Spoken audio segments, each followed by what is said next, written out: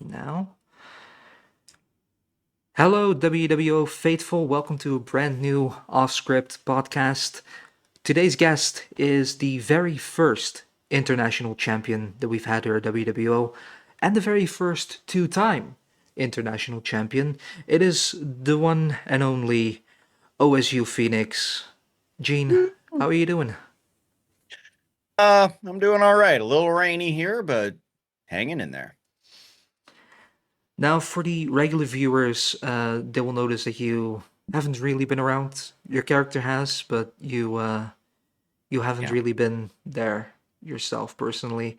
By the way, hello Monica, hello Zach, welcome to the stream.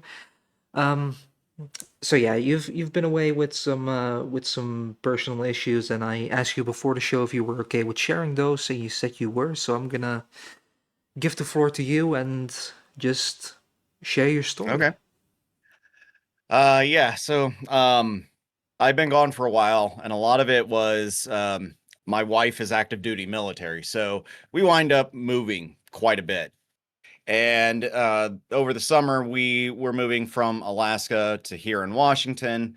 And to say that the transition between the two places was an absolute nightmare is kind of an understatement. Um, we had numerous things happen. So one of the first things that happened was out of the blue, my sister called me and informed me that my mom had been diagnosed with pancreatic cancer. And so with that, I immediately flew out because I've seen how fast pancreatic cancer can take someone in the form of my wife's stepdad.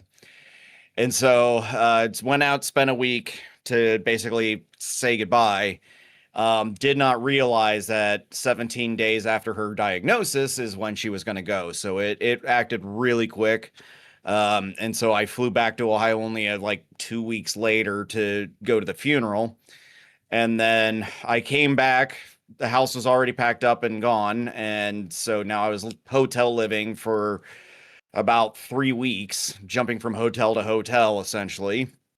And then, um, hang on, it's my daughter. No worries.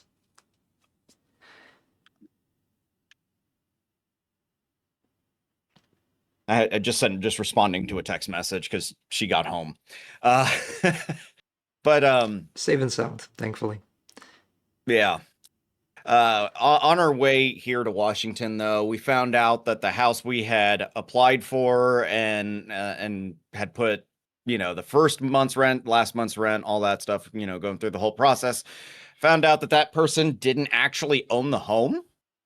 And we lost all that money and didn't have a house, so we were scrambling to find a house.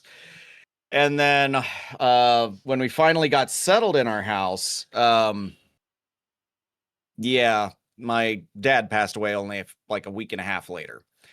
And dad had been suffering from Parkinson's for quite a few years, and he just finally kind of hit that that moment where he was just like he was done. So I wound up losing both my parents in a matter of 7 weeks. Had a nightmare moving from one house to another and trying to find a house and everything. And I mean, it basically it was, if it could have gone wrong, it did go wrong. And that has kind of been what it's been like for me for since about early June. So yeah, that's the kind of like best summation I can do on why exactly I have not put together promos in a while. Yeah, you had a lot of other stuff on your mind, and you basically had the living embodiment of Murphy's Law. Anything that can go wrong will go wrong. Yep. And yeah, that must have been really rough. And we've all been very understanding, and we know you weren't in the headspace, nor in the mood, nor really in any sort of position to do promo. So we fully understood that. Um, but yeah, things are seemingly going back on track a little bit. I might A carefully little fill bit. in. Yeah, well, things are starting to kind of even out. I still have a lot of things kind of still to handle to just kind of get everything to settle down. But for the most part, I'm starting to get back into rhythm with, doing content creation and graphic design work and everything that I do in that space. So it's taken me a little bit to get back into the rhythm, but I'm getting there slowly but surely. It's probably worth noting that quite a few of the graphics that we've had for a long time have been designed by you. Uh, Yep. Look amazing. You know, stuff like the Titantron that you see in a lot of promos. The locker room has been designed by you. Yeah. So yeah, that's stuff we still use very, very regularly. As for your question, Zach, we're gonna go over a lot of Phoenix's rivals in the rest of this episode, and at the end, we're definitely gonna see which one has been Phoenix's favorite. So we're gonna get to that. One thing I wanted to ask you first before we head to your EVET career is have the recent losses that you've experienced, probably a stupid question because I'm sure it has, but has it changed your outlook on the way you do content creation, and in what way has it? Uh, so with there's a lot of things that kind of changed my perspectives on a lot of different things. Um, I feel a little more freer kind of talking about it because I feel like, I don't have to worry about my parents listening in. As bad as that sounds. But I had a lot of trauma from my childhood. Not to say I had a terrible childhood, but there were definitely things my mom didn't realize were as damaging as they were. The way she would say things, and when it comes to presenting a character and like coming up with characters or something like that, it when you lose kind of some of that personal feelings that are attached to that character, um yeah, it's really hard to kind of get that back and moving again. um But when and then when it comes to content creation, it's sometimes really hard on my days where, I maybe saw something that reminded me of my dad, or something that, somebody said something that my mom used to say all the time. You get those things that pop up, and then you immediately just want to fall apart and kind of cry. You're depressed and everything, but you're like, I scheduled a stream. I've got to go live. I've got to do this. Recently I had a sponsored video on YouTube that I had to do, and I had no motivation to do it, and I had to find some way to kind of pull myself out and force myself to do it. So it's hard to really kind of juggle it, so to speak, like, your personal feelings and what you're going through with all the grief and everything, but still trying to, go and produce content and make it seem like you're not affected, and that nothing happened and you're still fine. It's honestly harder than I thought it would be. Yeah, I don't think I can really imagine what it would be like, and yeah, it's probably something you're just gonna have to go through and learn as you process things, I imagine. Yeah. Um there is a lot of that. I mean, I my sister and I, at my dad's funeral, we both had talked to each other about it, and we both realized we didn't even have time to process that my mom had passed away. For me, I was heavily focused on, getting my family moved, and okay, what are we going to do for the next hotel? How are we going to do gas? How we're going to, and so my mind wasn't allowed to process that my mom had passed. And then, my father passes, and then once everything's settled down here, it's just like this massive hit in the face of, oh, guess what, you remember how you lost both parents, now you're gonna feel it. And so it almost feels like twice as intense. I'd hate to say it that way, but it's like it feels twice as intense when it's like that hitting you, and you're just going, how do I keep moving forward? um it's God, it's a challenge. Sorry. Yeah, no, Thought I had it's more on that. I don't. no, it's absolutely fine. Welcome, Selena, by the way. Um, Hi. yeah, like I said, we fully understand that you weren't around, but now you're back. You're here on Off Script, your first Yeah. appearance in quite a while. Yeah. Um, so honored to have you here, and you're not returning in just a stupid promo. You're returning on the real show, Off Scripts. Yeah. So I yeah, mean, I'm okay returning in promo form. That's fine too. I'm good there. yeah. It's good to know that you're gonna be back, and we're gonna see more of OSU Phoenix. And very curious to see what you're gonna come up with. And just before we started this, we already discussed a few things, and I'm excited for those. But let's dive into your past a little bit, as I do see a message pop up. It is so brave to have OSU on air. I want to send all my love and support to him from Selena. Well, thanks, Selena. So now, I want to go back to the start of WWO because we were in a faction in a previous promotion. Back in the network, we took that faction over. Yeah. Um, for a lot of the people that jumped ship back then, we kind of had to lure them in as things were happening. But we were talking a lot back then, Yeah. and you kind of knew WWO was happening before a lot of the other people did. Um, what really were your thoughts when I approached you with the concept of WWO? Initially, I was really drawn to the fact that you guys said we want to focus on story more than anything, and I always felt like that was something missing out of a lot of eFeds. That they didn't focus on what makes wrestling actually engaging, and a lot of it is those storylines. What's going to happen next. What's going to happen with this feud and such. I mean in a weird way, you have to think of it like it's a man's soap opera in some way. Yeah, You've got to say you got to see what happens next because you can't. Everything is always going to feel like a cliffhanger because something's always going to happen and something's always going to change. And so I was really drawn to the fact that you guys were like, yeah, we're going to focus on story. We're going to let people develop storylines and we're going to actually, you know, drive that idea forward. And I thought that was fantastic. So like that was the first thing. And then the second thing was I started thinking about the potential that could be and kind of going from there. So, yeah, I mean, the story part was literally the thing that caught my attention the most. do you miss the way you used to do promos back in other companies?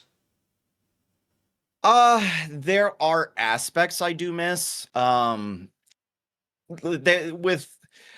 With the storylines, there are times where you feel like you're locked in into only engaging with like one or two people, and that you're not able to change it up and flip it up and make it different each time. Oh, hang on. Can you give me just 1 second? No problem, not at all. In the meantime, if people have any questions, just feel free to submit them, and I will make sure that they get their rightful spot. I know Zach had one about Phoenix's favorite rivals. Um, Sorry about that. not the perfect place to put that in. Welcome back. Yeah, sorry. No problem. So so that I love the idea of or I love having the storylines. I love what they can do for you, but there's also that limitation that happens because what was nice about some of the other EFEDs that I had been a part of was my opponent seemed to change every time I had to do a promo. So my thinking had to constantly be changing. My approach had to be changing because I had to think on how I was going to engage this particular person and I how I'm facing, like Shane Black is not going to be the same as facing Mr. G or facing LG or Hellbilly. Like everybody has their own quirks and traits, and you have to find a way to kind of like manipulate that. So it was fun to constantly have to sit and approach the variety quickly. It kind of made you think on, quickly in a way. So it's a weird balance. The story is what drives a lot of it, but then you feel locked in with only like one, maybe two people, and you're just like, but then at the same time, when you don't have a storyline, it's like, well, what's actually happening other than just people trying to fight it out? Yeah. So, What's really the you point? you have to find that balance in Yeah. there. It's actually one of the reasons why I like pushing for factions, because that way if two people are clashing, there are at least other people involved in a very natural but not demanding way, if that makes sense. Yeah, So for instance, what we've seen over the last couple of shows between the Caribbean Connection and the Syndicate is there has been a little bit of beef between Quattro Loco and Johnny Jackpot, and because Cuba's finest are aligned with Quattro, the Syndicate attacked Cuba's finest. And now we have something different coming out of that. Welcome, Jeremy. He's saying yeah. hello, OSU. Uh, so Hi. that's one thing I really like about factions, because it does take a little bit of the limitation away. But I get what you mean. It can be a bit tricky to keep everything fresh from time to time if you're Oh really yeah. locked into a heavy story.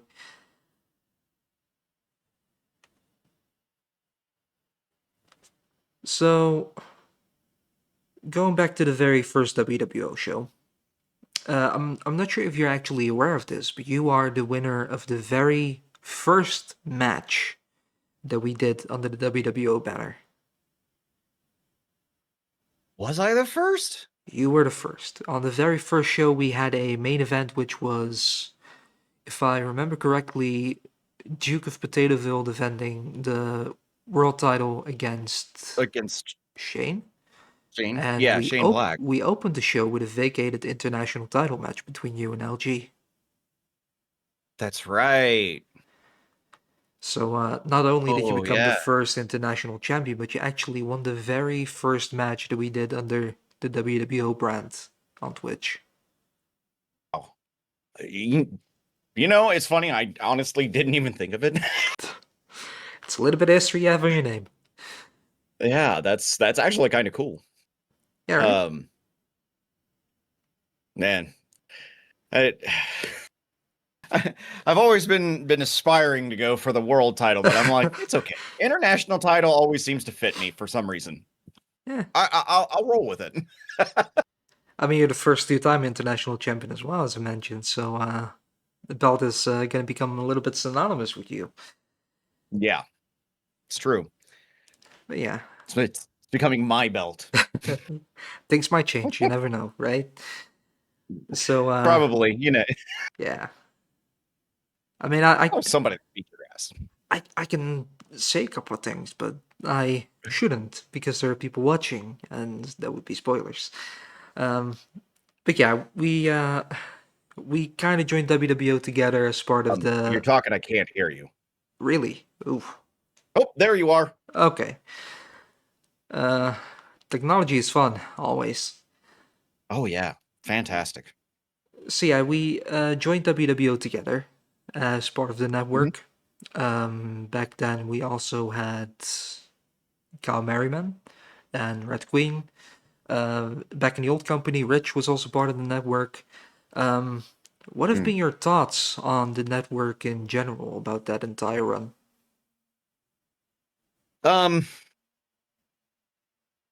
be honest, I always felt like the network didn't have enough of a fair shake.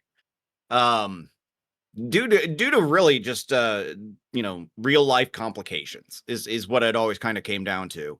Um, I always felt like that faction really had a lot of potential to go somewhere, really make a huge impact. Um, but would always wind up with scheduling conflicts with one person, and we would, we'd have trouble getting hold of someone else, and then finding out that that person was having like really big personal issues. So it was like trying to keep that moving sometimes was hard, and I know a lot of it fell on you and me to really carry the weight of it there for a while. Um, but I mean, I would love to kind of go back to in some way. I would love to go back to having that good guy feel again. Being a heel is fun, but I don't know. There was also something really fulfilling about, being like the anti-establishment, kind of like Degeneration X of Yeah, yeah, I get of what you mean. I get what you WWO. mean. Yeah. Um, do you have anything specific on any of the members? Myself included. If you have any comments, I can take it. You were terrible. No. I'll try not to cry. No. Um I think the one thing that would have been really fun is if we would have found a way to really I always thought it would have been fun if we could have found ways to work in where we could have really like pranked or somehow messed with Scully. If there was some way we could have just constantly been messing with Scully, that would have made my day. And that's something I'm still aiming to do, but I don't know. I never hit it. So, Like he's always been my target. so right now, from every guest except from Jeremy, the team has been to mess with Scully in some capacity. LG has mentioned he want to wrestle Scully. Hellbilly has mentioned that he want to wrestle Scully. Now you want to mess with Scully. Yeah, It's it's fun to mess with the man in charge, right? off script is really exposing Scully. Yeah, it's true. But I Uh, mean the good thing is like, when it comes to Scully and it comes to, even Jeremy, pretty much everybody. I mean, there is so much openness and willingness to compromise and come up with solutions to things. Like there's so much good communication that happens that you want to do those things because you know how fun that person can be just in general. So it brings out something in you where you're like, I feel inspired because this person is willing to talk and willing to, you know, come up with ideas, and it's fun to collaborate. That's one of the reasons why I really love the Freak Show is Jeremy and we work very well together. There are a lot of times that Jeremy and I don't even have to talk to each other to know what to do. There's just something about being in sync that just it works. And so um I know that's one of the reasons why I find myself wanting to mess with Scully.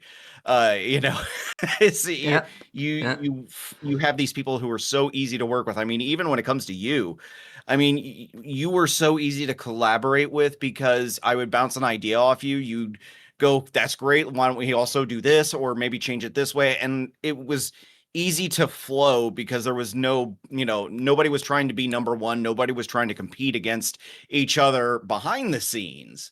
And it just makes really kind of creating storylines and things so much easier because of that. We've made a habit out of getting rid of the people who do want to become number one desperately for themselves. That Yep. those are not sticking around. Yeah, I really shouldn't have shared that message with you before the stream because that's now all you're thinking about, isn't it? But yeah, whoops. So, you did mention seeing a little bit of potential back in the network, and I'm gonna talk about the Freak Show in just a minute. You haven't really seen everything that's been happening recently, uh, so you probably missed this, but Cal has returned, and he is actually using the old network team for his character. So, what are your thoughts on that? That's interesting.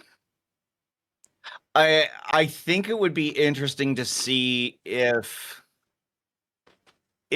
like Kyle was to somehow try and revive it and somehow he was able to drive it forward with like the original idea behind it and everything. Like if he was able to kind of get that, get rid of the monsters and whatnot, and this unified front of faces, essentially. I If he could make that happen, that would be really interesting to see him kind of bring back a revival. Um, but I don't know. I mean, to not have a change in costume when it's been gone for over a year. I don't know. Yeah, I'll be honest, I really don't know. yeah, fair enough.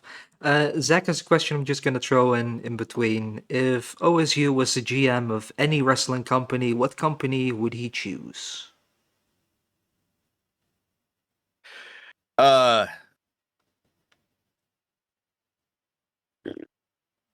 Honestly, I always thought the ECW was a lot of fun. I loved the Extreme Rules stuff. Um, just I know there was always the danger and the potential for things to go wrong, but just that idea of it and just taking things further than probably should go because of safety concerns. um, but that's kind of I don't know. If I was a GM, I would have loved ECW. Jeremy's asking ECW or WWE ECW? Um,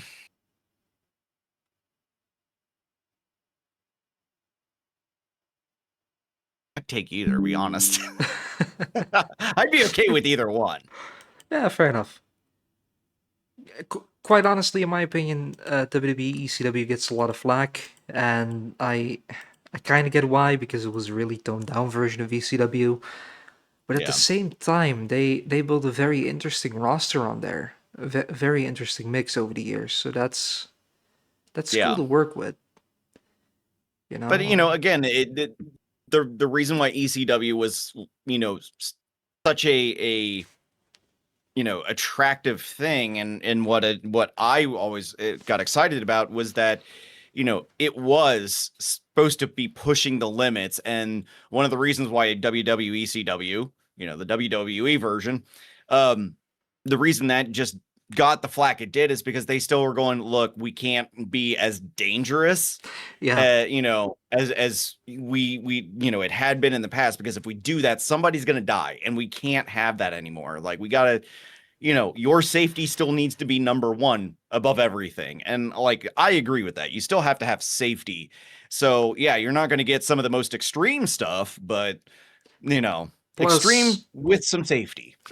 plus a lot of advertisers weren't keen of the entire ECW thing, so that's the thing too. It was also going to cost them a lot of money to do it that way. Yeah. So I do understand the changes WWE made, but it still took something away, and I think that's very fair to say. Oh Now, yeah. Selena had a very interesting question. If OSU would create a new gimmick, what would it be, and who would he target besides Scully? I do actually have a little bit of an idea that I wanted to mention to you live on Okay. air. Okay. But I want to do that after we talked about the freak show. So we're gonna do that first, and then we're gonna add to Okay. that part. Zach, in the meantime, question for the man behind OSU: who in WWO would you say has potential to be the next big star? You can tackle that one.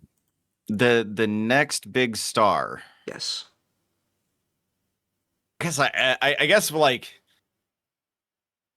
probably the way I would need to approach this would be like, how big of a star are we talking? Like, top echelon, or Yeah, you I'd say just so. like, Yeah.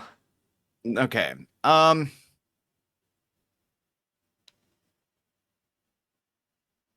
Trying to think.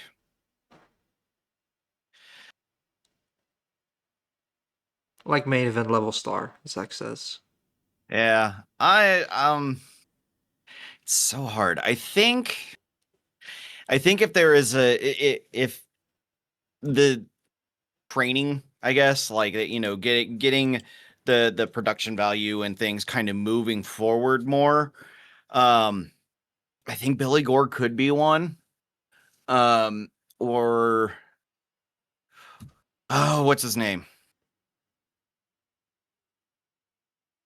I did his locker room. I made a locker room for him, and I can't remember his name. I think you probably mean KB3. Yeah, is he still around? He, he's also having some personal issues, but he's still on the roster. Okay, But we haven't seen him in a while either. So okay. who knows? Maybe in I one I time I'll get think him on that, off like, scripts. Okay, he's one that I think also could potentially rise to it, but it kind of depends on, how much work are you willing to put in? And that's really where it always comes down to, is how much work are you willing to put in to develop a character and to develop yourself for the character. So, you Very know, true. that's always been the thing that holds a lot of people back, is they sometimes don't put the work into what they need to put the work into to get to really sell the character, and that's what it really is. You've got to Yeah. sell yourself in some way. You're a product. So, And I want to take this opportunity to say, if you're part of the WWO roster and you hear this and you're not really sure what you need to do, just reach out to Jeremy, Scully, or myself. We're here to help. So yeah. just reach out. It's all right. We'll happily help you become a better character and a better version, because that's also better for us. It's a win-win. So that the freak show. You've been you've been a little bit of faction hopping, you could say. After the network, you Yeah. went over to the freak show. I think it was approximately 1.5 months after you left the network. You joined up with Jeremy and Yeah. Rich. Um, Yeah, about a month and a half, 2 months, something like yeah, that, because around I that. had to have the stay in the mental hospital. After the ambulance match you had against Jeremy. Yes. Yeah. Um, how did you like being a part of the freak show? I really enjoy it. It's fun to bring, to be able to play somebody who is a little crazy, um, and do something outside the norm. Just basically kind of taking this inner thought in your head that you never let out, and just being like, all right, here you go, have fun, like letting a little hidden piece of yourself out. It's nice to be able to do that. And then when it comes to, again, working with Jeremy, for me, it's the easiest thing, because we know how to work off each other so well, and we know how to.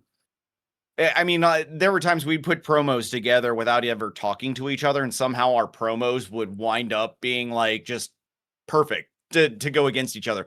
Don't know how we would do it, but sometimes it would just happen that way.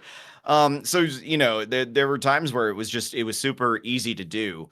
My only really regret with the freak show is, it just kind of came at a time where in my personal life things started to kind of go on the downhill. And so there were times I felt like I was being kind of pulled back away from being able to really dive into the character, like I would want to, because I had the wife's like, okay, we got to move, because I'm putting on another rank, so we got to move now. And then oh, hey, mom's sick, dad, like there was just this constant distraction, to where it was hard to focus on getting that character fully developed the way I wanted to, or at least how I envisioned it.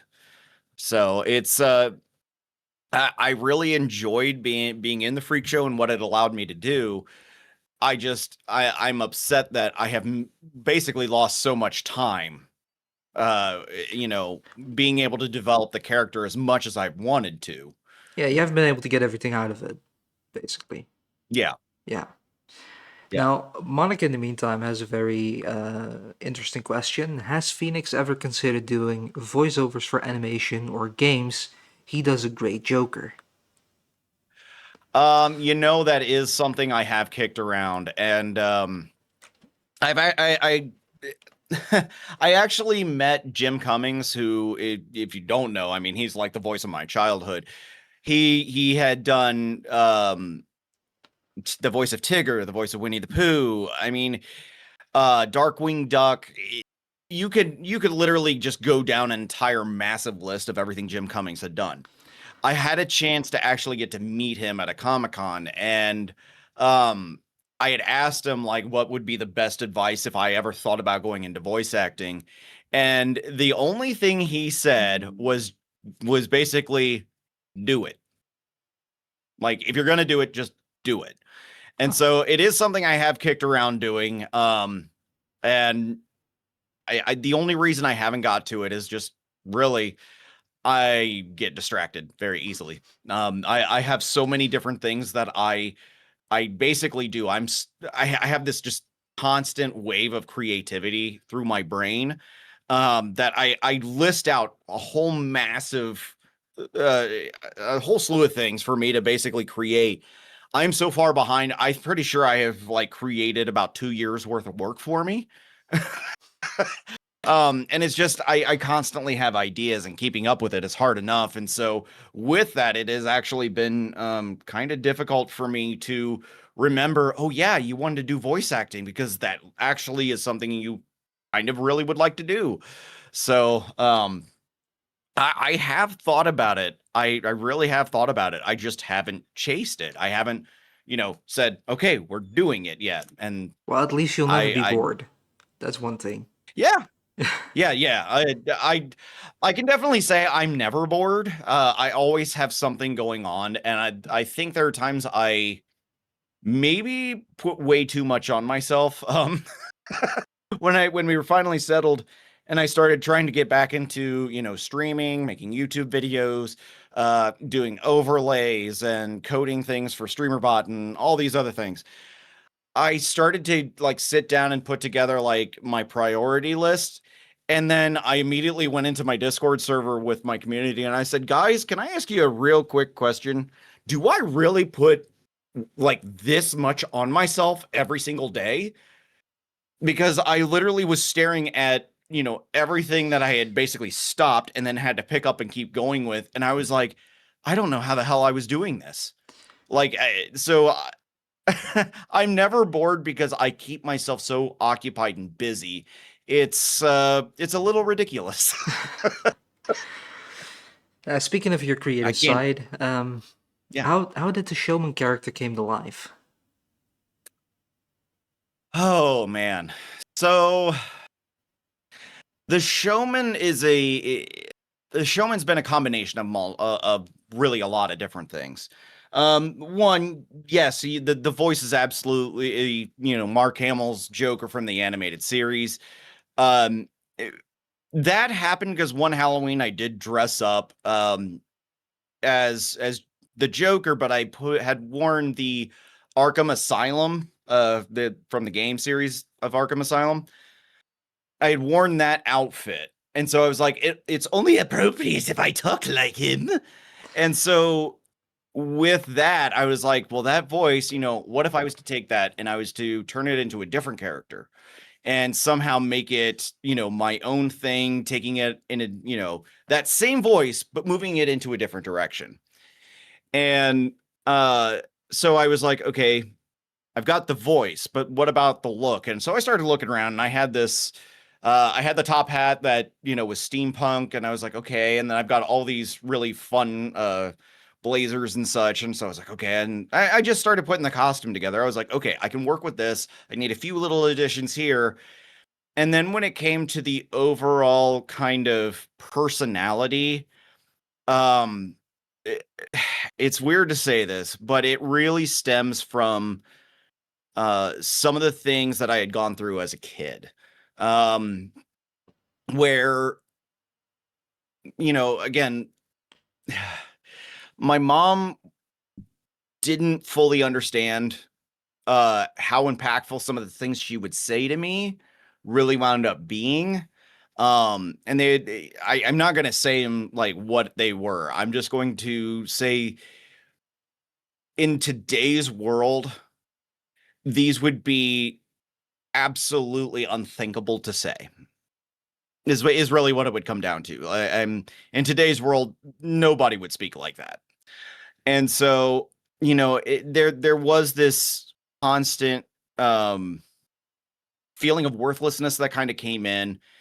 And with that, I always had to escape into my own mind and to basically just kind of feel free and kind of let myself, you know, basically deal with my feelings and my anger and all that internally. And so that's always been there, that I've had this internal anger all the time, that I've always just wanted to just grab something and just literally destroy it and just be absolutely insane.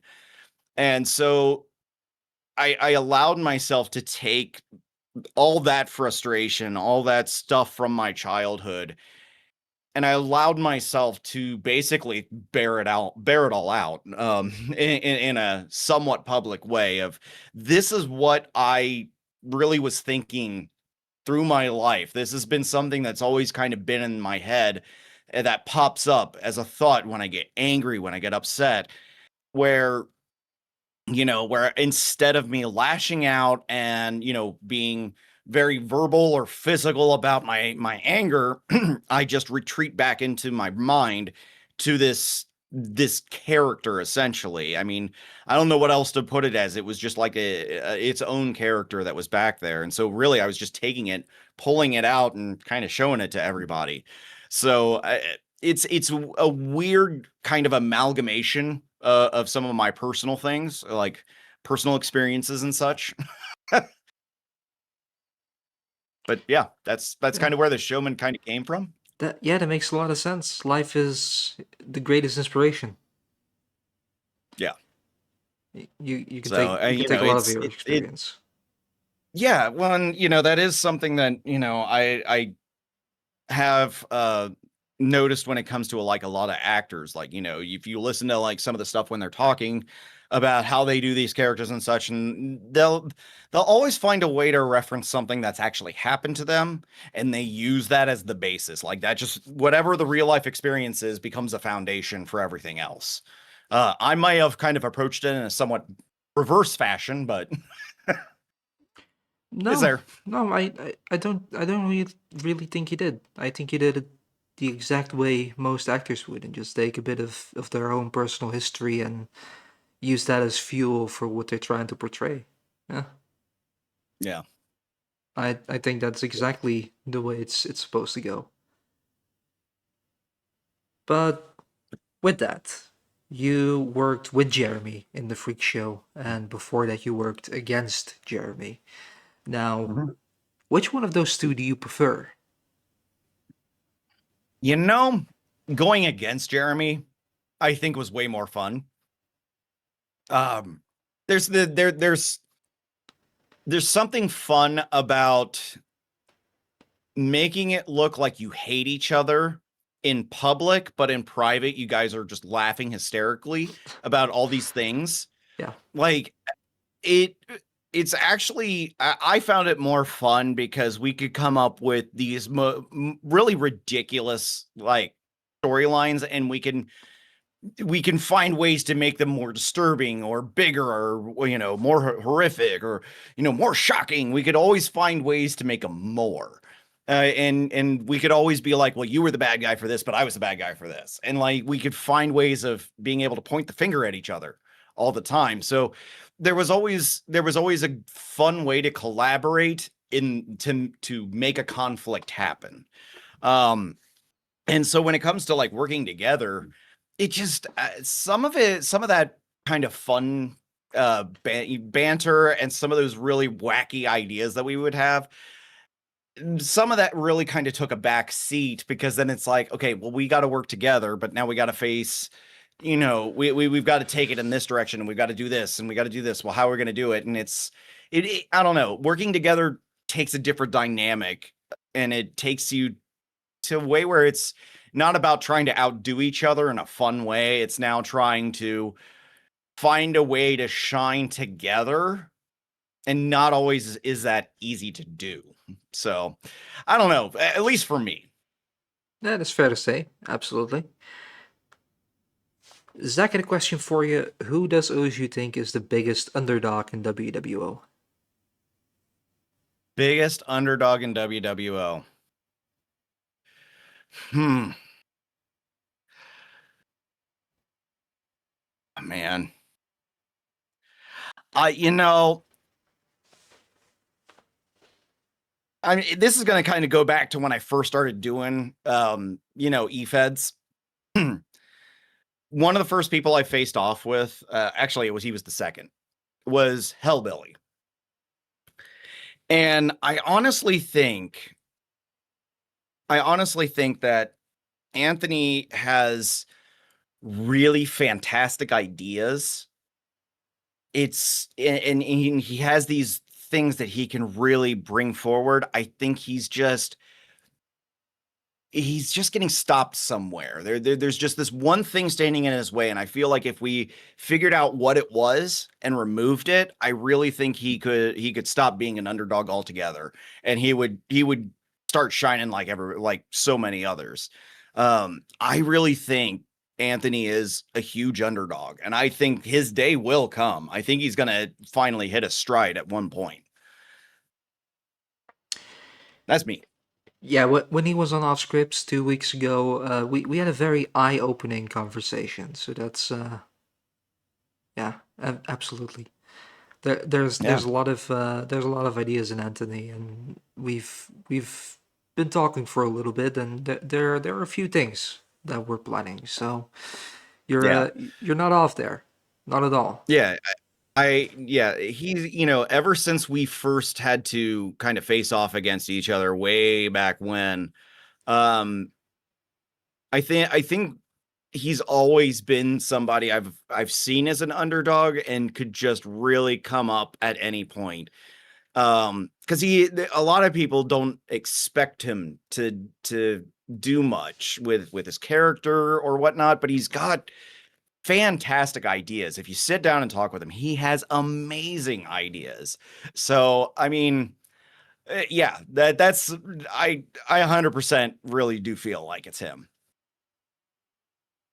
Yeah, very fair. Now, Selena had a question. What does OSU think of the new Dutch, and does he remember the old one? I I'll be honest, I haven't seen New Dutch. It's LG with a bandana. Oh, I'm sorry. I was thinking someone different. Oh my God, wow. Here's the thing. He was so forgettable beforehand until you would actually have to listen to him. Uh I'm sorry. But um Just throw my I fellow don't care if countrymen it's under the old. bus. It's okay. Whatever. I honestly don't care if it's old Dutch or new Dutch. It's to me, it's always going to be the same guy that is like the M&M you order from Timu. Like, I mean, that's. I'm Uh, sorry, the character uh, was just bad. yeah. Current tech champ though, with OG. So that's something. That's Yeah. something the old Dutch didn't manage to do. But yeah. Hey man, Jeremy's saying. Yeah, that's yeah. Hey man, I'm gonna gonna keep rap my about you. I'm gonna keep my composure for now, Jeremy. That's not gonna work. So Monica with a question: if Phoenix wanted to make a new faction, who would he take and why? And what kind of faction would it be?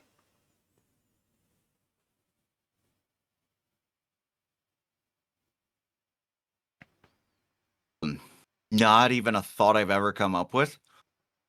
I know I'm really comfortable in kind of a solo role, and a lot of that is social anxiety, and I do suffer from social anxiety and depression, which suck.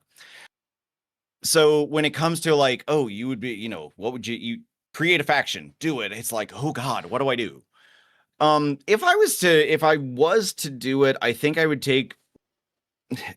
want to take it in a way of really not being a good guy, not being a bad guy. I would want to be the anti-hero. And I would want to gather people who would fit that kind of role of an anti-hero kind of role. So like I really feel like um Mr. G could fit that to a T, where sometimes he's really good, sometimes he's not. And I think he would work well in that. And then let's see. I think I would be able to take.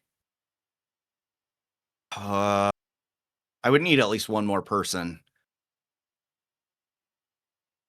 It might have to be Rich the Redneck.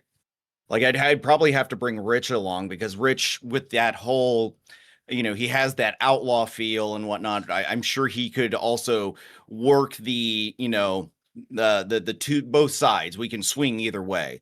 I like the idea of being able to bend to whatever the show needs. If the show is starting to feel too heel heavy, then we can be faces, and then if it's too face heavy, we can be heels, and just being able to flow back and forth to always just kind of put a balance to things. I think um I really like that idea of having a faction that their sole purpose is to make it that no one is better than the other, and always making everything this equal ground kind of thing.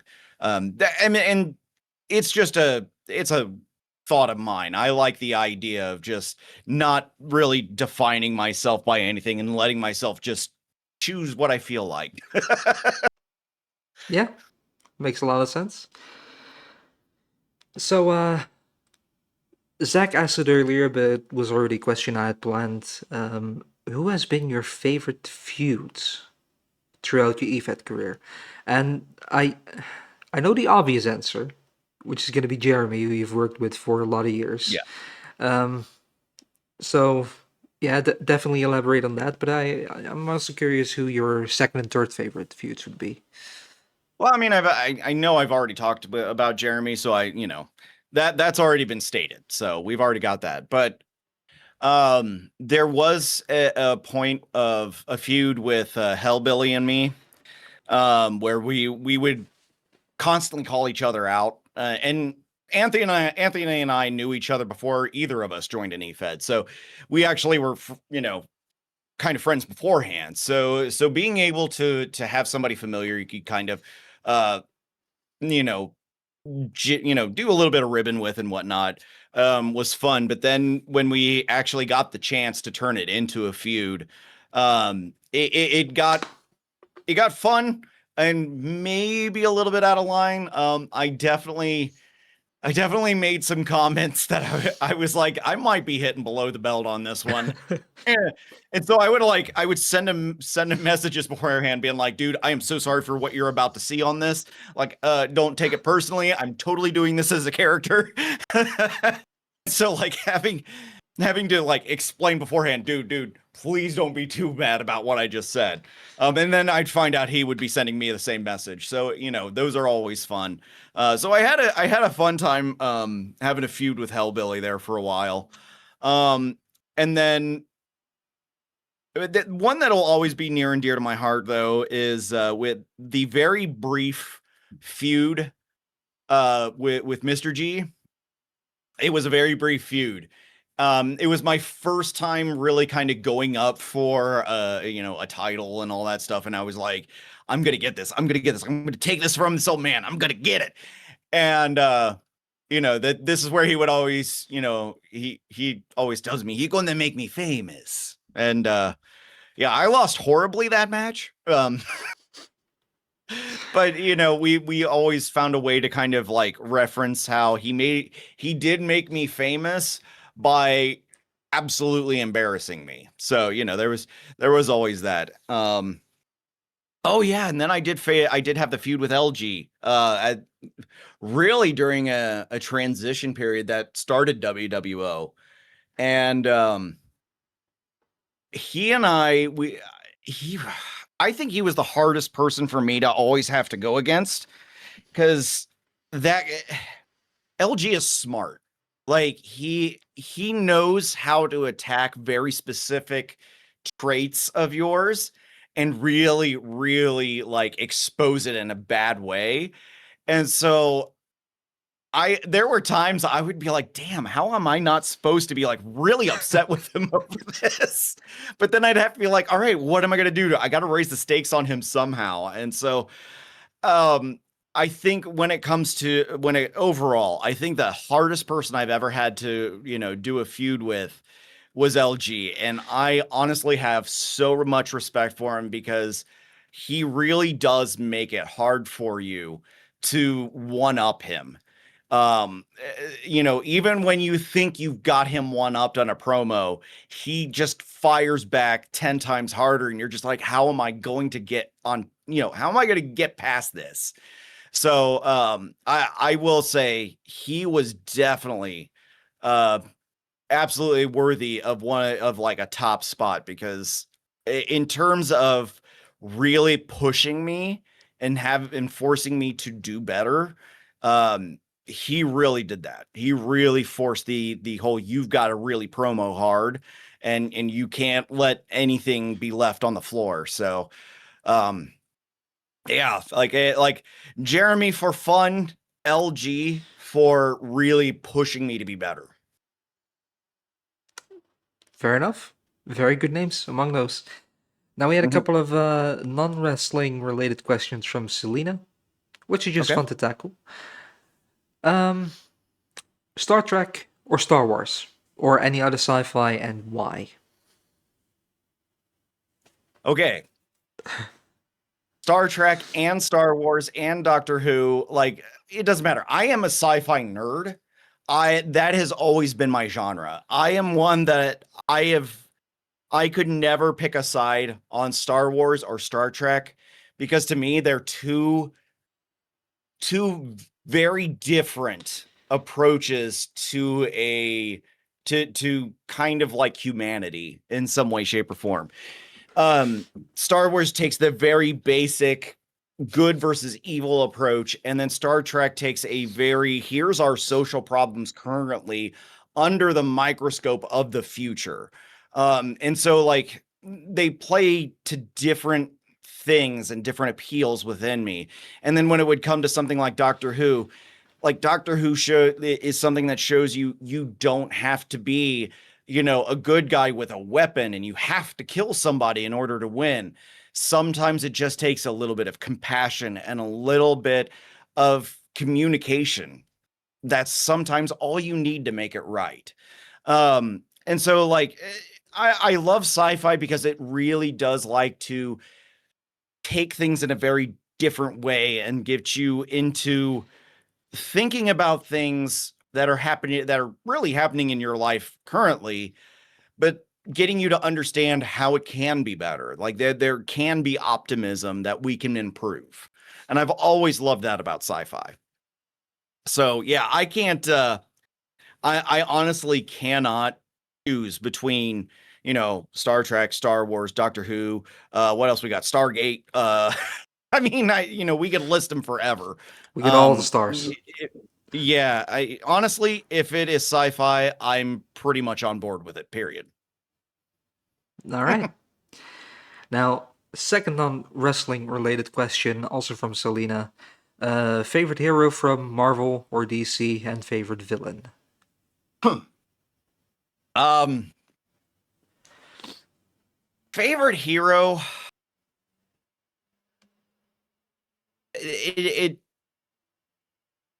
um I mean, Spider-Man has always been one of the top, and a lot of that is because of it's not just that he is a hero, but you see him struggle as as just a kid, as just somebody starting out his life, and he's struggling and whatnot. There is such an appeal in the humanity of him and how much he struggles to balance the lives of being a superhero while also trying to have a social life, be able to go to school, to have a job so he can pay for an apartment.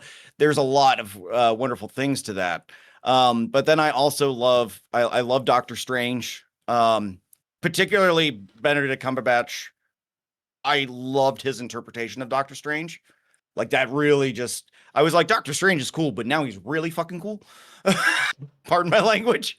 Um, It's fine. and then of course, Iron Man is also fantastic. I When it comes to heroes, I always look to Marvel, because the way they develop their heroes, they have very relatable human flaws that you can identify with, sympathize with. Now, when it comes to villains, I really love DC villains, because they invest so much in developing villains and their origin stories and why they are the way they are, that the villains are what make DC heroes. And that's where it's like the opposite for Marvel. Marvel makes, villains look good because of the heroes they face. So it's kind of like the difference in philosophy on that, and in my opinion.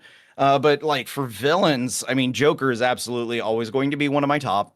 I love the insanity of him. Plus, how can you argue with Mark Hamill as Joker, or even Heath Ledger or Jack Nicholson? Like, there were a lot of, even Cesar Romeo had a really good time as Joker. I've also, when it like Lex Luthor, I've always liked that he was the one man who was willing to stand up to like the ultimate superhero every time and try to find a way to bring him down. Like, I've always admired Luthor for trying to do that. So I mean, again, for me, villains are always going to wind up going to DC, and heroes are always going to wind up going to Marvel. It's just that's how they appeal to me. Yeah. So, in a perfect world, what Marvel hero would you pitch against which DC villain? What would be your ultimate crossover? Um,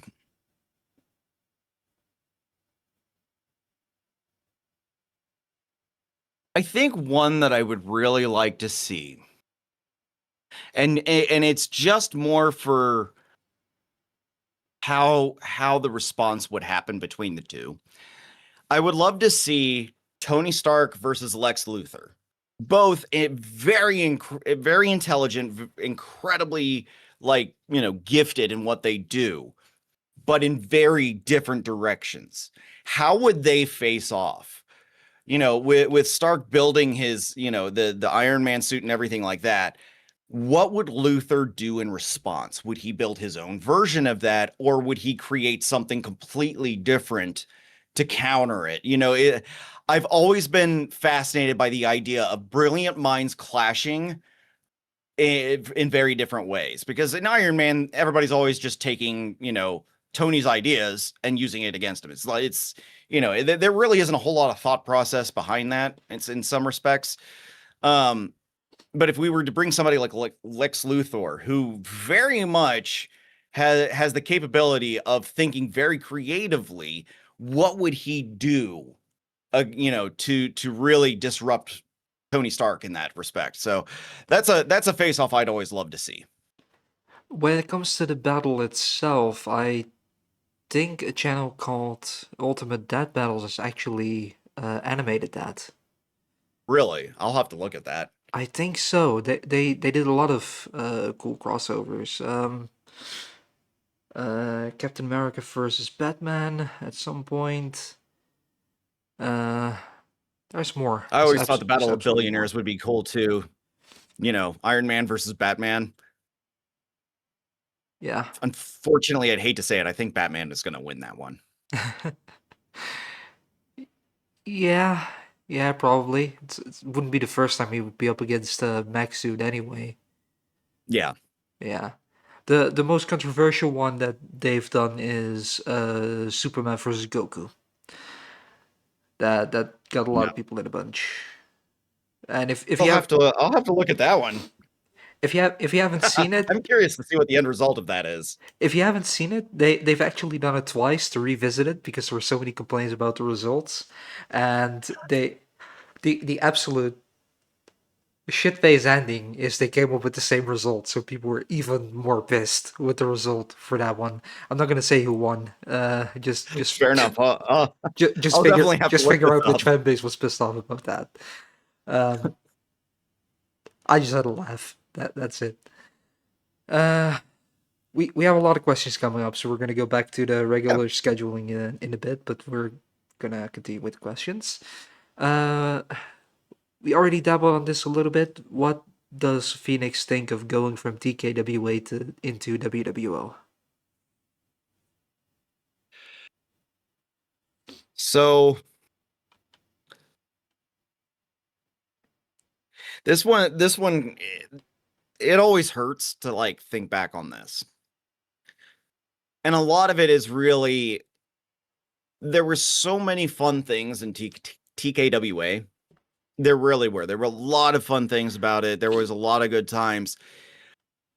It was, for me, it was shocking on kind of how things ended with that. I was not expecting my time being finished at TKWA to be like it was. I'm not going to go into detail on what it was. Um, and it really upset me. But I knew we were going to be doing, taking WWO and moving that forward. And I was very much on board, and I even, when I think it was you and Scully that talked to me about it, Yeah, if I remember right. And I said, look, whatever you guys need from me to make this work and to make it, look special and different, and whatever we need to do, you let me know. We're going to make it happen. I did like having that kind of, I felt I liked being able to birth something new and help drive it forward. I love starting things from scratch and seeing them become something bigger. So, I'm still dedicated to that. I still really want to keep driving WWO forward, and, whatever you guys need, honestly, yeah, I will do everything in my power to make it happen. Um, but there are times that there are some people from TKWA that I don't get to go against anymore, or don't really converse with anymore. And I kind of get sad, because there were some really good people that will no longer talk to me uh, because I'm in WWO. So it's unfortunate, but I that's I think the it's nature worth of it sometimes. yeah, I think it's worth noting that back when we started, Scully and I were very open with if TKWA was going to continue, that people were absolutely welcome to just work both shows, Yeah. but nothing ever really came of TKWA. Uh, in fact, since there's never really been another show, technically we're still the TKWA Tag Champs, two of us. Yep. Yeah, Yep. That's where it was yeah, left. yeah, pretty much. Um, um, yeah, I I understand what don't you know. mean. I really enjoyed working with Trend Killer. Um, when he would approach me, be like, "Hey, man, can you make this for me? I need this graphic. I need this." And I was like, "Yeah, man. You just, what do you need?" And he would just be like, "I don't care. Make it look cool." And so I was like, "All right, I'll just roll with it." And just kind of seeing how he would react when he would get, a new graphic or something like that. I mean, it always made me feel like, it made me feel good. Because I was like, oh, I'm helping, build this up. I'm going to help make it better. And, kind of it being abruptly ended always just kind of, it just Yeah, hurt. yeah. I mean, So so. Selena mentioned that the Ultimate Death Battle also did Wolverine versus Predator. Didn't see that Ooh. one, but that could be interesting. Hmm. And Monica asked Bruce Wayne versus Tony Stark, which ones and why would they compete against each other or team up? Hmm. I think it, I think Bruce Wayne would absolutely win for one reason. And that is that Bruce Wayne has the actual combat training, hand-to-hand combat training, to once he would disable the, whichever suit that Stark has, when it would eventually come down to a hand-to-hand combat situation. And I'm sure Batman would win in that regard. But when it comes to, would they actually like go all out against each other, or would they team up? That is really going to depend on how this storyline's approached. If they were to say, like, go back to, really old Tony Stark, where, he was a drunk all the time, and he was just, that alcoholism kind of controlled him. I think if they brought that line where he basically like relapses and he's starting to just kind of lose his mind, like maybe he, lost pepper or something, and he just basically goes crazy and he's a full-blown alcoholic, then it would be a, battle tour to almost end, putting Stark in jail. Um, but other than that, like outside of that, I think it would wind up, they would team up at some point. It would be a Batman versus Superman situation. Huh, all right. That's my thought. Yeah. I I mean I like heroes and villains and comics, but I'm not exactly an expert on them, so I'll take your word for it. I'm not an expert, but I've postulated questions like this before, so Yeah, fair enough. Fair enough. Selena did ask a while ago, which person brings out your creativity in WWO? my creativity in WWO. Um, I mean, Jeremy really helps push a lot of it forward. Overall though, I mean, when it comes to the creativity in WWO and like what makes me want to be creative, it's not really a single person that like sparks ideas in me. It really is the community at large. Because I'll watch and I still remember Fox Bandana and what was his buddy's name? Skinny P. Skinny Pete. Yeah.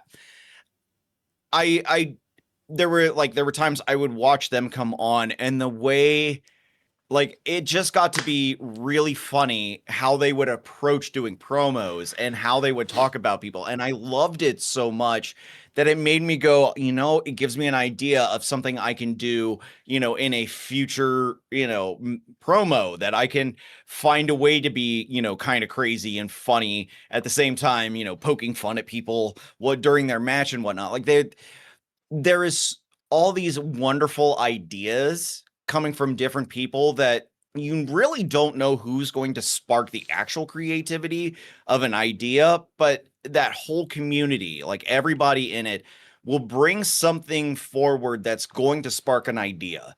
So for me, it's not one person, it's really everybody as a whole. And the more into it everybody gets and the more engaged they are in what they're doing, the more you see their ideas pop up, and then you see possibilities for what you can do next. And so it really just, it that melting pot really makes it work. Gotta agree, absolutely. And I think we've actually caught up with all the questions. There were a lot of them in a few minutes, so we can go back to the regular. Uh, no, wait, sorry, Zach did ask something. Okay. Who in WWO does OSU think is the greatest talent that has never won a singles or tag championship?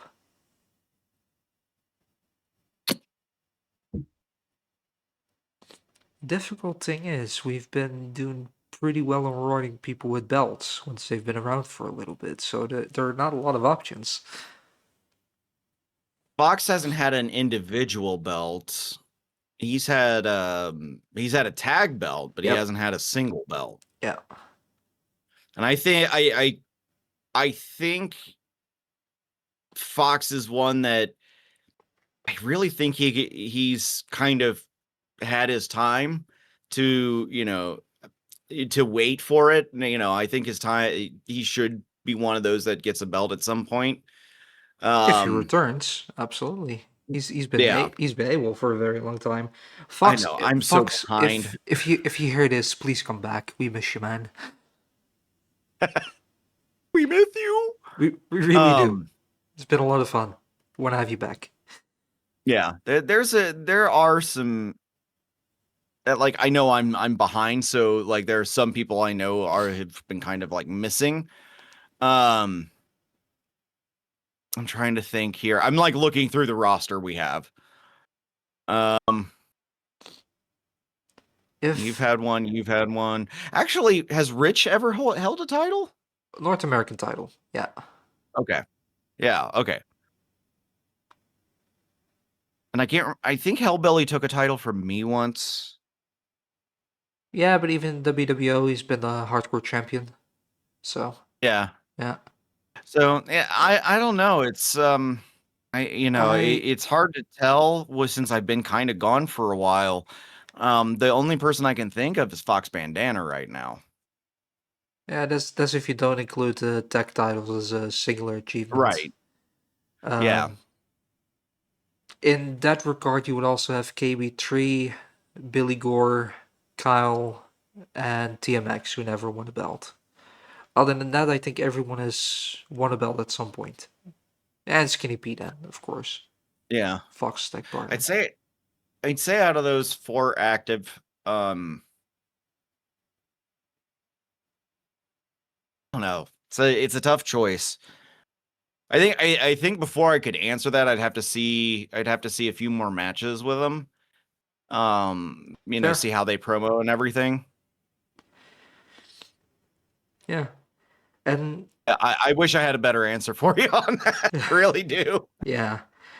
Now I can answer that, and it's going to be a very boring answer because there's really only one option by default. Because now I'm thinking of everyone who's active and who is an actual real person. I want to add that caveat because we do have a couple of AI characters. I'm not going to count those. Yeah. That there's only one person who's yet to win a belt, and that is DMX.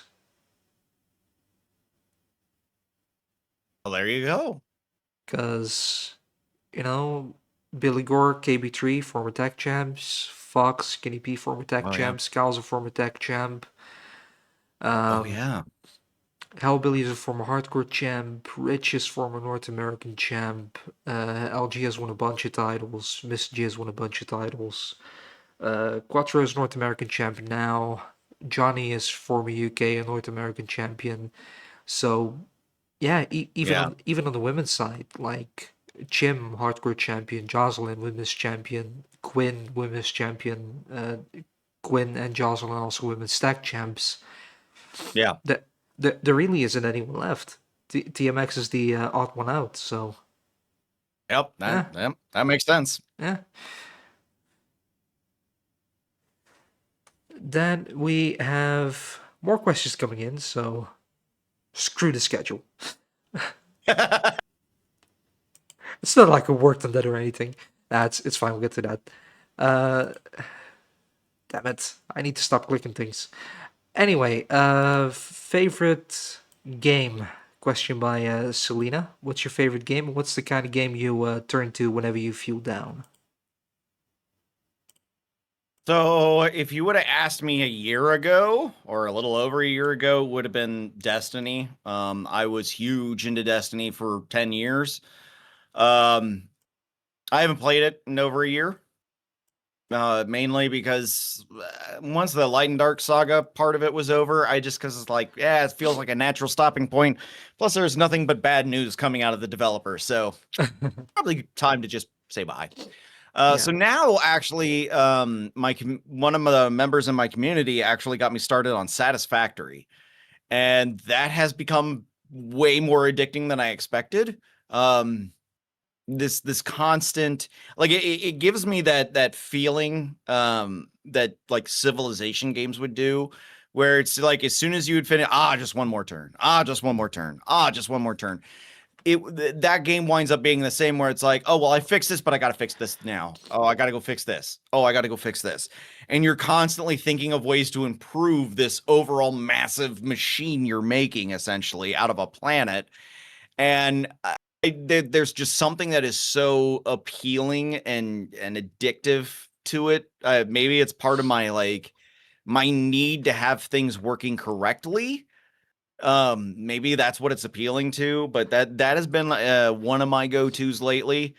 Um, and then another go-to I've been going to is Helldivers 2. The community has been absolutely hysterical because I don't think I've ever seen a gaming community be uh, as into the role play part of the game as the Helldivers community. I mean, if you even say anything against like, oh well, why does it have to be like this? Immediately people are coming, oh, that's treason. That's against managed democracy, you know. And it's just like it is so crazy how they all talk and how they all interact that it's actually so much fun to engage in. Even in the Discord server, it winds up being like that, where you're actually talking to the devs in the Discord server, and they're all responding the same way. It's really enjoyable to be a part of a community that is that engaged. I can imagine. Absolutely. A message from Monica saying, I want to say thank you for being on the podcast. It's great to hear from you and I hope everything gets better. You are inspirational. Thank you. Thank I've had things happen to me during my streams and Scully and Jeremy have been great in helping me keep going. I very much understand that. If you ever need to reach out to somebody, Monica, where you know you feel like you don't know if you can continue to do streaming and things like that, I will absolutely say when it comes to Jeremy and I, we both are hosts in the same Discord server, um and we have many other streamers, creators in there that we consider hosts, and we all share this one server to basically be kind of a place for everybody to come together. And our biggest goal is giving the real support to others. And that's, you know, it's not about the follower numbers or whatnot, or, you know, being on someone's stream. It's about being there for them when they need somebody to talk to, when they need somebody to help them get their stream put back together, you know, and those things, like the real support that really every content creator is going to need. Somebody comes in and just tears apart your, you know, your emotional stability, and you just don't know what to do, and you just need people who understand what it's like to go through that and be able to talk to them and whatnot. So if you that has been like one of the primary purposes of that server since, well, I started it. And it's been the goal to continuously provide a space for creators and their communities to feel like they can engage in a very calm and, non-judgmental community is what we try to be. So if you ever need that, let me know. And that goes for anybody, really. If you need that support, you know, we don't require anybody to be in anybody's streams, but if you need people to talk to. I think she's going to be very grateful to hear that. Then we Yeah. also had a question from Jeremy. Who is your favorite WWE women's superstar? Current or past, or either one. Was not specified, so why don't you answer both of those? Okay. Current, I can't help it. Rhea. I mean, Rhea Ripley, Yeah, how can you not? yeah, I think that's a very fair answer. Rhea, because who else? It's Rhea. Yeah, well, she, how do I want to say this? To me, she knows when to be the character and when to be the human. Um, and so when it comes to even like, you know, when it comes to the shows themselves, even when she's, you know, done with the match and everything and she's leaving, you know, as soon as she knows that camera is like not really focused on her, she immediately engages in being human and seeing, you know, a fan and really like, you know, giving them that little I don't know. There's something about how she approaches that just I absolutely adore. And then when you know, hear her talk out of, you know, the whole show and everything, and you get to, you know, see her, just her. I mean, she just seems like such a down to earth person that like you just can't help but be like, you know what, you rule, I'm with you. Yeah, and um, then at the same time she has the look of a star, and she's amazing in the ring too. So oh, absolutely. there's nothing to not like about Rhea Ripley. Yeah, And then, of course, when it comes to the past, I'm just going to do it. literally based on childhood crush, Mickey James. We have a very similar taste, Phoenix. uh, now a message from Either her or Trish Stratus, either one of those, but yeah, mainly Mickey James. mainly Mickey James. Yeah, I gotta agree. Now a message from Zach. Jeremy said he would want you to induct him into a WWO Hall of Fame down the line, but who would OSU want to induct him into a WWO Hall of Fame?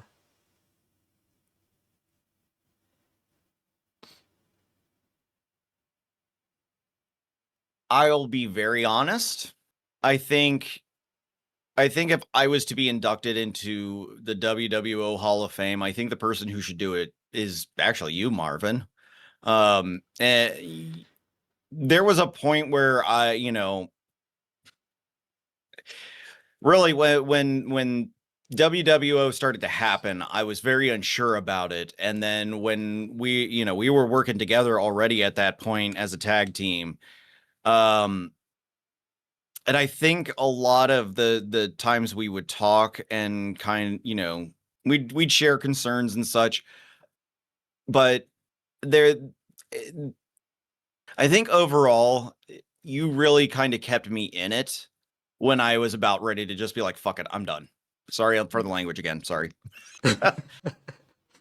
it's But it's fine. I was at The a things are point being where, said on the shows from time to time.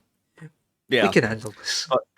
but when I was at a point where I was just like, you know what, I don't even think this is worth it anymore. Whatever, I give up. And honestly, it was working with you that kind of kept me going.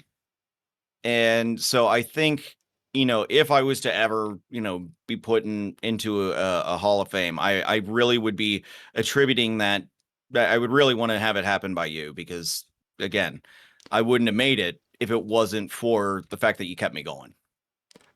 I for sure thought you were gonna answer that with Jeremy.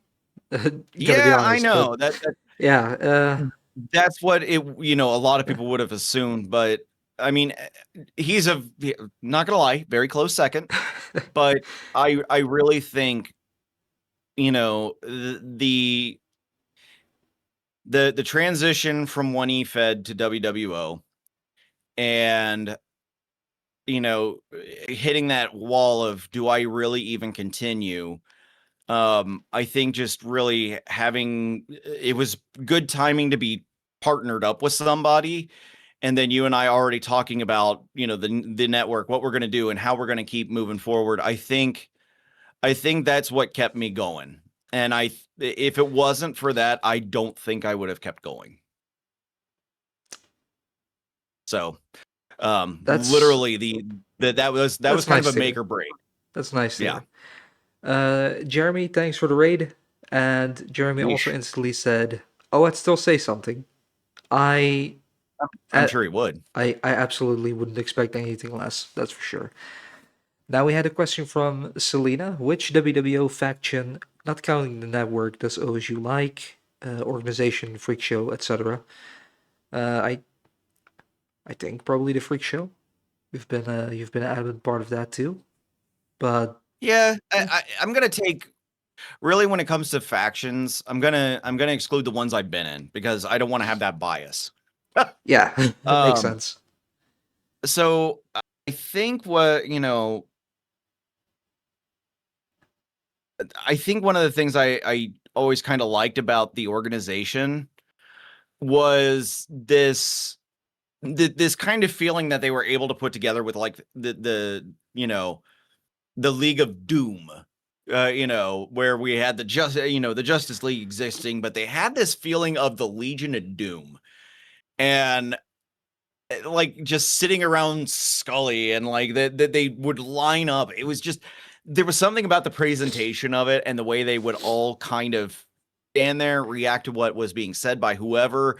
Like there was something really fascinating about how they did that. I don't know why it fascinated me so much. Um, but I guess because Scully had henchmen, and then you had a guy who you had LG who was still King LG and all that.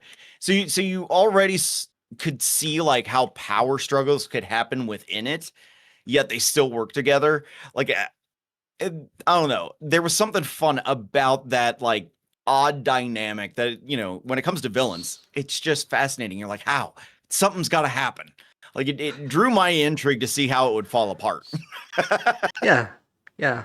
And I think one of the key things that made the organization a lot of fun is Scully made it so easy to hate them. LG Oh too, by the yeah. way. It's Yeah. like, yeah, Yeah, they pull heel so incredibly well. you just want to They punch him. really do. Yeah. Selena saying you expected Scully to say, "Meanwhile, back at the Legion of Doom," like in the cartoons. Yes, that would be fantastic to hear him. Meanwhile, at the Legion of Doom. That would be fantastic. Yeah, idea to keep on the back burner. That's for sure. I'll provide the voiceover. Going back to your voice acting, absolutely wonderful. Yeah. All right, now, uh, David mentioned this is a question for a couple of people, so I'm sure he's gonna love this question. And I think it was Selena that mentioned something about different characters. Um, would you have any different character ideas for the future? Any gimmicks that you would love to try that you never really get around to? I think if I was to try and do a different gimmick, I think one of the ones something I would like to try. Um, I want to be a kind of that. How do I want to put this? I've always really liked that narrator voice, and so maybe like somehow being like a new GM, and taking an approach like that, and I'm going to sit and do all of the commentating. This really over the top kind of guy. There's something about wanting to go way over the top on something and being so campy and stupid about it that it's fun to watch, but it's not like so overdone that you get annoyed by it. Um, that would be like the kind of next direction I would want to go if I could figure out a way to make it work. Is if I could find a way to make this really campy, uh, almost Robert Goulet kind of character. All right. Now, Monica is absolutely loving that voice, and she does ask if you can do a couple of other voices. I'm not sure if you have anything in the tank, straight off the cuff, that you can uh, do. Hang on, let me take a sip of water and think of one. Because to be honest, I wind up doing a lot of different voices on stream. A lot of this came from when my sister and I were kids. We had nothing better to do but watch movies and whatnot, and so we figured out how to manipulate our voices in different ways. Um, so I mean, sometimes it's fun to be evil. You know, sometimes you want the Diet Coke of evil. Um, pe- some people really like it when I talk inappropriately like Mickey Mouse. Huh? Oh boy. Um, Before I continue, oh, because Jeremy wrote something and he is gonna have to go to do some recording for Halloween Horror. He okay. said, "Before I go, because we will be doing some recording, I just want to say, OSU, you are an anomaly to the fact of being that you are a super casual wrestling fan. You absolutely 100% pretty much understand the business. I've never seen anybody quite like that, and it is always a pleasure if we're working together or against each other. I know that you will bring it 1000%." Thanks, buddy. No, I mean that's true. I'm 100% like pure casual when it comes to wrestling. Like I don't watch it all the time. I watch it every now and then. It's never been like a big thing for me. Uh, but yeah, Jeremy's like, you are freaking natural at this. I am. I don't know any better. I just go with what feels like is going to work, and I just run with it. So, Yeah. Now, but as far as characters go, because I've seen a couple of your personal streams and such, that there is a little thing that you could probably incorporate into a character that's going to be pretty fun. Have some sort of hacker computer type gimmick, including one Felix. oh, Felix, my little stream buddy. Yeah. Um, that is that thing evolved so much over a few years. Um, that is basically this little like floating plasma ball thing that I had created out of nowhere in Blender, and I was still learning and I was just messing around. And then I was like, wait, let's just turn it into something and have it fly around the screen and whatnot. And then I figured out how to manipulate it with my voice. And then now it's actually being voiced by Chat GPT. So it now has its own personality. And lately I've actually now got it to where it's starting to remember some of the conversation that's happening during stream, and it'll refer to people and what's going on in the chat. So it's slowly becoming its own life form, which I'm proud of, because now I don't have to supply the voice for it anymore. Very good. Very good. But yeah, I mean, like kind of taking a hacker kind of way of doing things, and we're gonna get into playing some Xbox. Sorry, my mouth is really dry. Normally, there's a lot more wetness to that, but guys, we're gonna go wrestle, and I'm gonna win the Xbox. That would be fun to kind of figure out how to do if I could find a nerdy way of being like buff nerdy, but like looking really, I don't know. I'm sure we could figure something out with that. Yeah. But yeah, I don't know. Voices is just one of those things. A lot of times they just kind of come to me, and I just do them, and I don't really think much of it because everybody's like, "What all voices can you do?" And I'm like, I don't really know because I don't think or count how many I do. I just do them, and a lot of times it just happens because it can. So, Yeah. um, finding my own, that's the hard one. Finding my own voices is always a bit of a challenge. But Goes for more people than most people realize, I think. yeah. Yeah. So the next question I'd written down, you kind of already answered earlier, but I'm gonna ask it anyway, Okay. officially. Uh, would you like to have a complete solo run, or are you more comfortable in factions? I'm way more comfortable in solo runs. Um, I I do enjoy working with others, and putting together the storylines with others. But when I can really just let myself focus on me and how I want to basically move in that direction, I do really like having that freedom and not feeling like I'm going to step on someone else's toes, because I'm never one to really try to outdo somebody or take anything away from everybody. I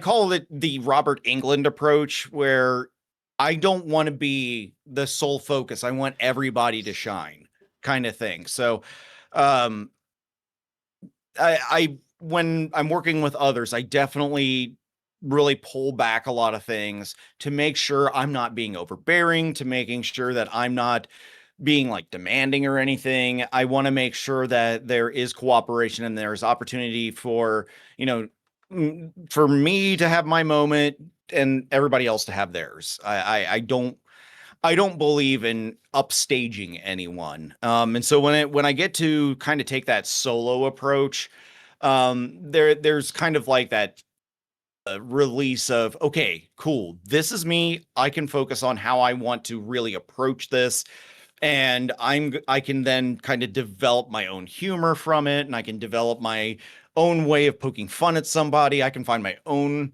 kind of ways.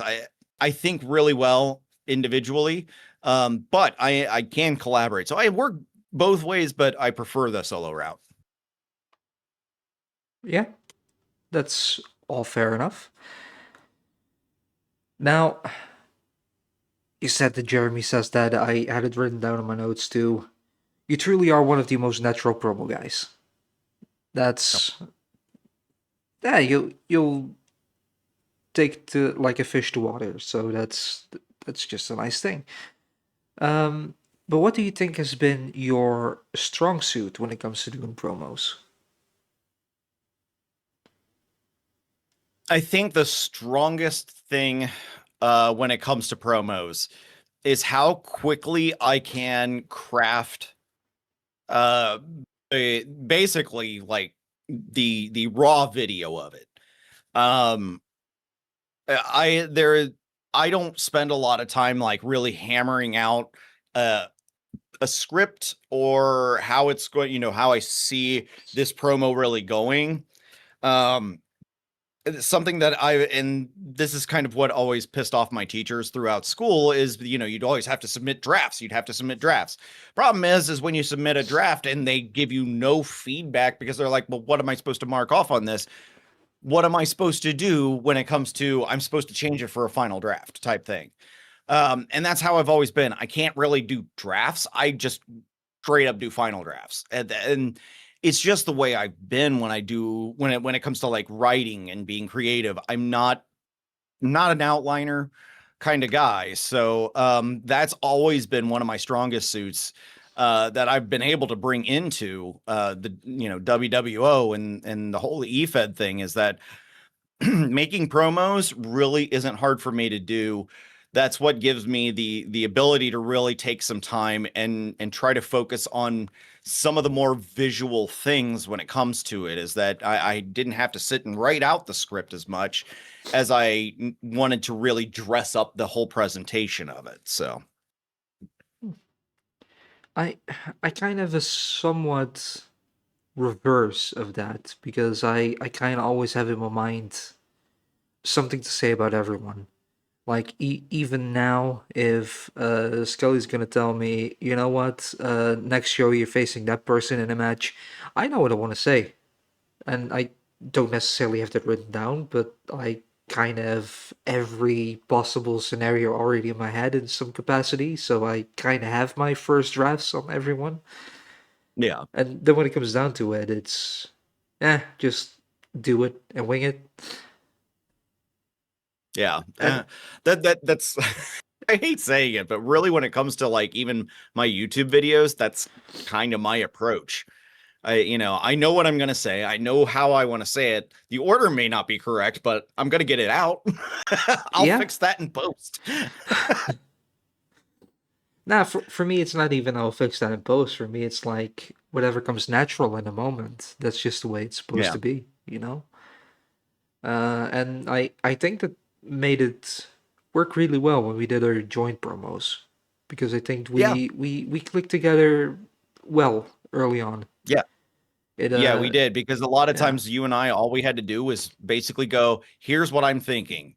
And then, the other person goes, cool. I can take that and incorporate it to what I was thinking. And then yeah. that's really all you and I had to do was go, this is what I'm thinking. This is what you're thinking. Cool. We can mash it together. Let's go. Then we go Eh, live and yeah, yeah. or not live, but we start the recording and done a couple of minutes. And that's Yeah, it. it really didn't take us long to put together promos. Yeah. And I always felt like our promos came off really strong because, I don't know. Maybe I was wrong, maybe I'm biased, I don't know, but I I mean, always felt like our promos felt very strong I with minimal work. I gotta say, I don't think I had the suitable hardware back then, and like the voice would often be a bit too soft or a bit too robotic because the microphone wasn't too strong. Yeah. That's all gotten better for me. If we were to redo a run like that, it would be infinitely better because of it, because of the production value alone. But yeah, Yeah. when it comes to the message and the things that were being said, yeah, we worked really well together. Yeah, I've actually like with this room, I actually have far more space to work with, so I can actually move around a lot more. And I'm like, oh crap, I'm using a dynamic mic. Maybe I should get a condenser when I make these things. That way, it can actually pick me up and my voice. But Yeah, in when I was making promos, back in Alaska, uh, I I would only be able to go maybe this far back from the camera. And so I had limited space to work with. Now I've got so much yeah, I can't even yeah, reach back there. So yeah, there are some things that you can, that make it to where you can now really explore what you really want to do. And for you having that new equipment, it really can help you bring up some of the things you're like, well, this is what it wasn't good then, but now I can make it better. And that's always the good thing is you can always make it better somehow. yeah. This microphone right here is one of my favorite investments when it comes to recording stuff because it's actually been so helpful with voice. Yeah. And I do really feel that that was my biggest issue with promos early on in WWO.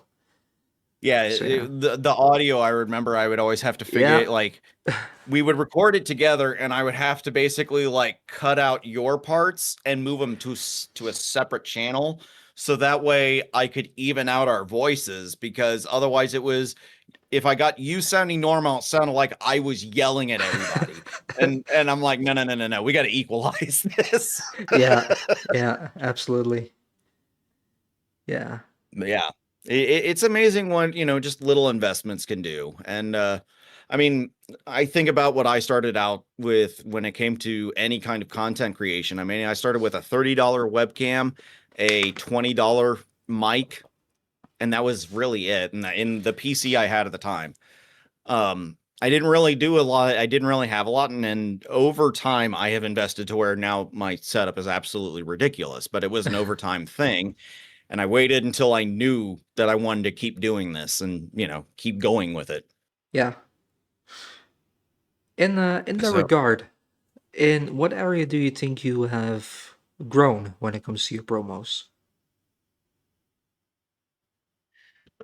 um, I don't feel like I've grown at all. I know that sounds stupid. Um, I I think overall when it comes to promos, I think one of the things I have really tried to improve on each time is really when it comes to the collaborative work because it's not like we get to be in the same room. It's not like we can film this all at the same time. And so one of the difficulties has always been sitting down and really editing it to where it works.